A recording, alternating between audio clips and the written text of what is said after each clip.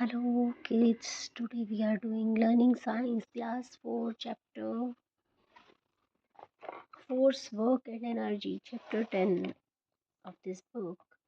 Okay, तो अब आज हम स्टडी करेंगे force types of forces type work energy sources and forms of energy किस तरह ये सब एनर्जी हमें मिलती है. तो नाउ लेट्स स्टार्ट. तो in this picture you can see some PV Sindhu जो दिखा रहे हैं इसको कलर द क्लाउड. इसमें ये पिक्चर्स में कलर क्लाउड्स में कलर्स किए हुए हैं. ठीक है, अब हम लेसन स्टार्ट करते हैं. हमारा इसमें लेसन में टॉपिक है, ये चैप्टर है, इसमें टॉपिक है force. First force work and energy 3 topics है. फर्स्ट हम करेंगे फोर्स. Let's start. पिक्चर्स को आप जरूर ऑब्जर्व करना कि पिक्चर में क्या बता रहे हैं. तो now in the picture on the left the men are pushing the load to move it up into the truck. देखो कैसे पुश कर रहे हैं ट्रक में. they are pushing object. क्या कर रहे हैं ये सब? Pushing object to move them away from themselves. वो खुद से मूव ऑब्जेक्ट को मूव कर रहे हैं, मतलब अवे कर रहे हैं, उसमें धक्का दे रहे हैं उसे. ठीक है. In other picture are each team is pulling at a rope in a game of. ये रोप कौन सी गेम होती है? Tug of war. In an effort to bring the other team closer. अब इसमें क्या हो रहा है? टग ऑफ वार है तो एक खींच रहे हैं एक दूसरे को कि वो जो उसकी तरफ गिर जाएगा वो हार जाए. इस तरह होता है ना. तो now what is force? A push or pull that makes an object move is called force. किसी चीज को खींचना या पुश पुल करना या पुश करना क्या होता है? फोर्स होता है. पुश और pull that makes an object. किसी भी ऑब्जेक्ट को पुश और पुल करना क्या होता है? फोर्स. अब फोर्स के बारे में बता सकते हैं. Force can move an object, force can stop at moving object, force can change the direction of a movement of object, force can change the shape of it. देखो अब ये है, इसको इस कार्ड को पुश कर मूव करके लेके जा रहे हैं. Force can stop energy. हम बॉल को स्टॉप कर सकते हैं. हम ये इसमें देखते हैं ground. Force can change the. Force से हम बॉल की डायरेक्शन को चेंज कर सकते हैं, किसी भी चीज़ की डायरेक्शन को. Force can change the shape of an object. अब ये क्ले है, हम उसको फोर्स कर रहे हैं तो उसकी पोजीशन चेंज कर सकते हैं. टाइप्स ऑफ फोर्सेस में फ्रिक्शनल ग्रेविटेशनल फोर्स होते हैं. तो फर्स्ट हम फ्रिक्शनल फोर्स करेंगे. What happens when you kick. आप किसी बॉल को किक करते हो तो क्या होता है? It moves a certain distance, slow down and then stop. अब हम बॉल को किक करते हैं तो एक नॉर्मल एक अपना जाती है जितना उसका फोर्स होता है, उसके बाद धीरे धीरे स्लो हो जाती है और कहीं भी स्टॉप हो जाती है. The a force that acts on an object to slow them down and then stop them from moving is called frictional force. किसी भी चीज़ को फोर्सली हम फेंकते हैं और वो धीरे फिर वो क्या होता है अपनी प्रॉपर डिस्टेंस पे जाकर स्लो होती है एंड देन स्टॉप हो जाती है. जैसे हम किसी भी टेबल को धक्का देते हैं तो एक जितना फोर्स था उसने लिया और फिर स्लो हो गई और स्टॉप हो जाती है. It is difficult to push an object on the grass because there is more friction on a rough surface. अब जो रफ एक तो बड़ा स्लिपरी फ्लैट होता है, जैसे टाइल्स वाला फ्लोर होता है, उस पर तो हमें उस पर क्या होता है, हम वो स्मूथ फ्लोर है, हम लेस फ्रिक्शन होता है और वो हम स्लिप हो जाते हैं. जब हार्श फ्लोर होता है जैसे सीमेंटेड वाला, सीमेंटेड या रोड पे जैसे हम चलते हैं तो मोर इसमें रफ स्पेस होता है, तो वहाँ हमें थोड़ा सा मोर फ्रिक्शन. ग्रास है वहाँ पर चलने के लिए हमें मोर फ्रिक्शन की ज़रूरत होती है. ठीक है ना. तो it is difficult to push an object on the grass but there is more friction on a rough space पर मोर फ्रिक्शन होता है और स्मूथ फ्लोर पर लेस फ्रिक्शन होता है. ठीक है. Gravitational force. What happens when you throw an eraser और एनी ऑब्जेक्ट. आप किसी भी चीज़ का ऊपर फेंकते हो, it falls down. Leave leaves and fruits from trees fall down on the ground. Why? क्यों आते हैं? द अर्थ क्यों आते हैं वो ऊपर से नीचे? बिकॉज में ग्रेविटेशनल फोर्स लगता है. Why? The earth pulls object towards itself. क्योंकि अर्थ जो है, the force that the earth uses to pull object toward itself is called gravitational force. The water in a waterfall flows towards the ground because of gravity. ठीक है. जब ऊपर से कोई चीज़ नीचे गिरी है तो ग्रेविटेशनल फोर्स है, इसलिए वो नीचे गिर रही है. When you throw a basketball up into the hoop, it falls down on the ground because of gravity. There are other ways of talking about the types of forces. Example, contact force और non-contact forces. Non-contact forces कैसे काम करते हैं? When two objects touch each other. जब two objects एक दूसरे को touch करते हैं तो वो contact force. और non-contact force है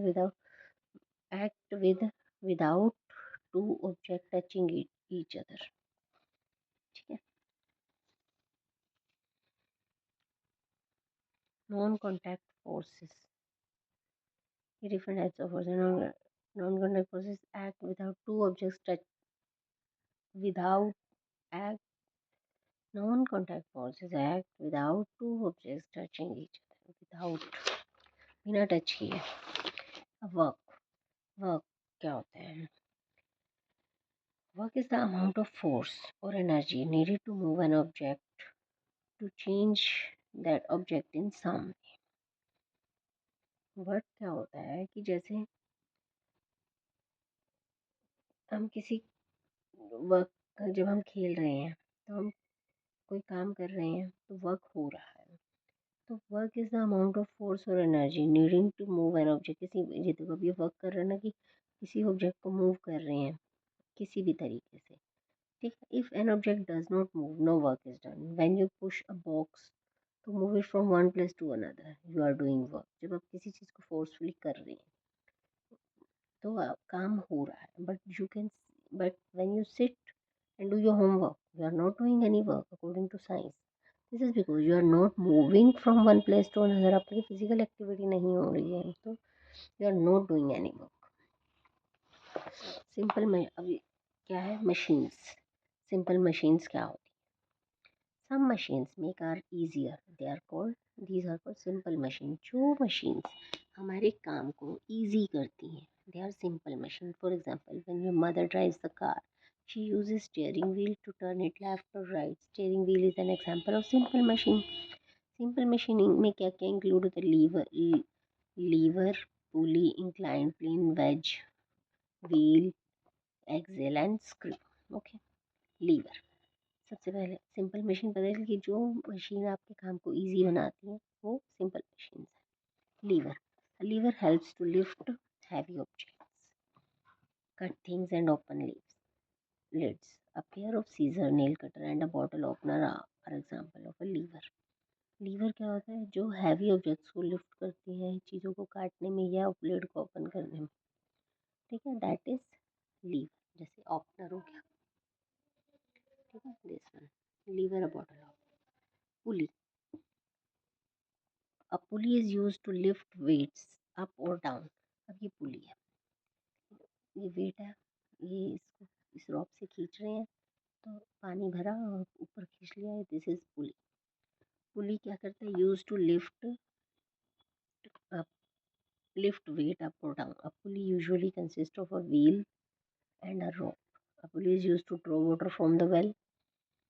When you pull at the rope, the bucket with water comes up from the well. Okay. Inclined plane. An inclined plane is a flat sloping surface in which one end is higher and then other. One end higher and then other. We can slide heavy objects up or down an inclined plane. This is a ramp. Ramping as an example of inclined. Inclined plane कहते हैं a flat sloping surface है. एक and इसका higher होता है और दूसरा down होता है. किसी भी ऑब्जेक्ट को स्लाइड करेंगे वो नीचे आ जाएगा. wedge. Observe a knife closely. One side of the knife is thick, the other side is thin and sharp. ये है ना wedge. इसका एक साइड शार्प होता है ताकि किसी भी चीज़ को कट कर सके. अदर साइड हार्ड होती है. शार्प वो थिन होती है. Other side is thin and sharp.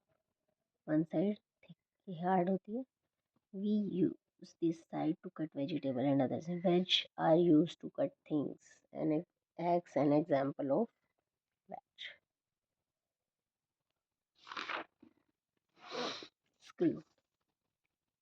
अब किसी भी चीज़ को खोलने के लिए हमें स्क्रूज चाहिए होते हैं। You turn the lid, how do you open a jar? You turn the lid around, there are grooves, ये ग्रूव्स होते हैं, there are grooves around the inside of the lid and the same pattern of the top of the bottle. The grooves help to hold the lid and the jar together. इसी तरह nut and bolt are example, nut and bolt है, इसमें भी grooves बने होते हैं, round round round round, ठीक है। Screw holds things together. Screw क्या होता है? The pattern of grooves on the inside of the nut, grooves यहाँ बने हुए is the same as the pattern of grooves on the bolt. Nut और ये बोल्ट, इनके अंदर जो ग्रूव्स बने होते हैं एक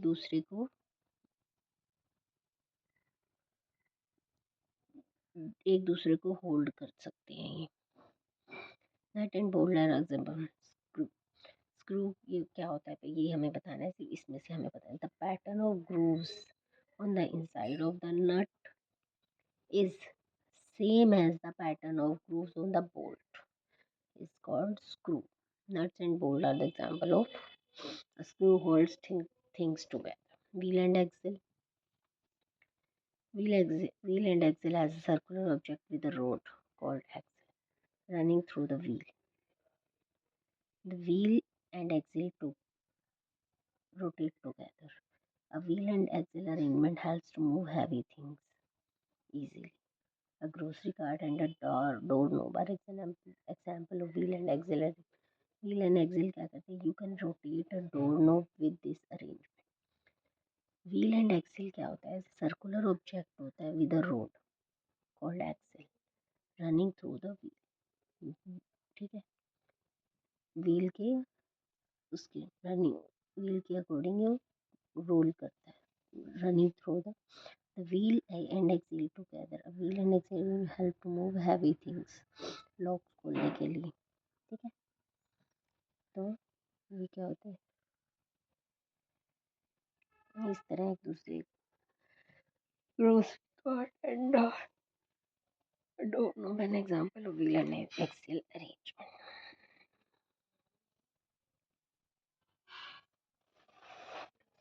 अच्छा, what do you need to walk, run, jump, skip and play? Energy का टॉपिक है। You need energy. एनर्जी क्या होता है? What is energy? Energy is the ability to do work. Just as we need energy to work, machines too need energy to work. All living and non-living things need energy to work. अब where does this energy come from? लेकिन energy कहाँ से आती है? पहले तो energy क्या है? एनर्जी एक ऐसी एनर्जी क्या है? Energy is the ability to do work, काम करने की जो क्षमता होती है उसे एनर्जी कहते हैं। जैसे everyone needs energy to work, मशीनों को भी चाहिए और लिविंग और नॉन लिविंग बींग्स को भी चाहिए, सभी को चाहिए। तो ये एनर्जी कहाँ से आती है? अब हमें ये जानना है। अब एनर्जी के क्या सोर्सेज हैं? Sources of energy: sun, water, wind, heat from the earth, energy from fuels, ठीक है। तो सोर्सेज ऑफ एनर्जी आपको ये पता है, सन से जो एनर्जी मिलती है, sun the energy we get from the sun is called solar energy. Plants use solar energy to during photosynthesis and make food. We eat plants we eat plant parts as food. The sun gives us heat and light. Light and heat are also forms of energy. ठीक है ना। अब सन से हमें energy मिलती है, solar energy कहते हैं। प्लांट्स अपना फूड बनाते हैं फोटोसिंथेसिस के थ्रू, और हमें भी लाइट एंड हीट चाहिए होती है एनर्जी के। उसमें सन हमें क्या देता है? हीट एंड लाइट देता है। तो sun is the main important part of the source of energy. Water, fast moving water is use to produce electricity.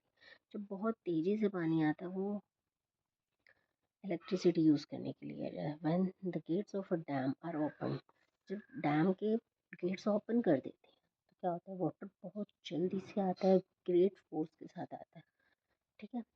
तो energy of the falling water is use to move machine to produce electricity. तो इतनी energy से जब water आता है तो क्या होता है? मशीन्स भी उतनी एनर्जी से मूव करती हैं और इलेक्ट्रिसिटी बनाती हैं। This form of energy is called hydroelectricity. Hydro means water and water, तो इसे कहते हैं hydroelectricity. Wind, we know the moving air is called wind. The energy produced by the wind is called wind energy. जब wind वो चलते हैं ना, wind mill, तो इलेक्ट्रिसिटी प्रोड्यूस होती है। तो energy produced by the wind से भी एनर्जी प्रोड्यूस होती है, इसे विंड एनर्जी कहते हैं। Wind energy is use to rotate the blades of a windmill to produce electricity. इसे फार्म्स में ज़्यादा यूज़ किया जाता है। Heat from the earth, the heat that comes from the innermost part of the earth is called geothermal geothermal energy। जो अर्थ की inner most part से जो हीट बाहर आती है अर्थ, तो उसे जियो अर्थ, थर्मल हीट, जियोथर्मल एनर्जी कहते हैं। हीट फ्रॉम द, जो heat comes from the innermost part of the अर्थ, जो अर्थ के बहुत बिल्कुल इनर मोस्ट पार्ट से आते हैं। द लेयर ऑफ अर्थ पढ़ते हो ना, तो उसमें inner most, outer most, mental और वो सब आता है। और तो उसमें हमें पता चलता है, ये हमने पढ़ा भी है इस साइंस के इन्हीं चैप्टर्स में से। The heat comes from the innermost part of the earth is called geothermal energy. Geothermal energy यहाँ कैसे यूज, कहाँ यूज होती है? Is use to produce electricity and for other purpose like cooking, bathing, heating etcetera. अब energy from fuels, fuel से कैसे मिलती है? देखो एनर्जी है ना, सन, वाटर और विंड से किस तरह से हमें मिलती है energy. Energy from fuels, coal and oil are the forms of fuel called fossil fuels. Coal and oil are form of fuels are called fossil fuels. Fossil fuels are used to produce energy. Coal is burned to produce electricity. Burning coal क्या करता है? Air को polluted भी करता है। Oil is used in cars and diesel and petrol. As diesel and petrol, making oil is also harmful to the environment। जो oil बनाया जाता है वो हमारे इन्वायरमेंट के लिए हार्मफुल भी होता है।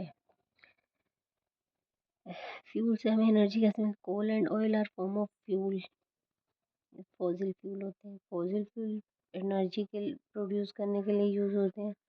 कोल इलेक्ट्रिसिटी से भी इलेक्ट्रिसिटी प्रोड्यूस होती है, ठीक है ना। बर्निंग कोल हमारी एयर को पोल्यूट भी करता है। ऑयल जो कार्स में यूज़ होता है वो डीजल एंड पेट्रोल के फॉर्म में होता है। Making oil is harmful to the environment, जो ऑयल बनता है वो हमारे एनवायरनमेंट के लिए हार्मफुल होता है। Forms of energy: light energy, heat energy, electrolyte. Light is the form of energy that helps to see. Natural light energy comes from the sun, moon, and the stars. A few artificial source of light energy are artificial source of energy: bulbs, flashlight, candle. Natural light comes from sun, moon, and the star. Light is the form of that helps. Heat energy comes from heat, is called heat energy, and thermal energy कुछ भी कह सकते हैं। We use heat energy for cooking and heating. Electrical energy, refrigerator, washing machine, television need electricity to run. The energy that comes from electricity is called electrical energy. These are very light energy, heat energy, and electrical energy. This is the okay. This is the concept words, types of and forces। इसको आप read करोगे तो ये एक easy way है तो पूरे chapter को रिकैप करने के लिए, ठीक है। ये एक्सरसाइज है, मैं इसमें डाल देती हूँ, थोड़ा सा आपको इजी हो जाएगा। प्लीज़ ये एक्सरसाइज अपने आप फिल करना, इसमें से मत देखना, क्योंकि होता है ना कि हमें अपनी एक्सरसाइजेज को खुद ही फिल करना चाहिए। ये फील्ड है इसमें, ओके। तो अब हमारा 10th चैप्टर भी कंप्लीट हो गया। इसी तरह आई होप कि मैं इन चैप्टर्स को कंटिन्यू करके जल्दी से जल्दी कंप्लीट करके आपको सेंड करूँगी। Okay, please like, subscribe and share my channel please.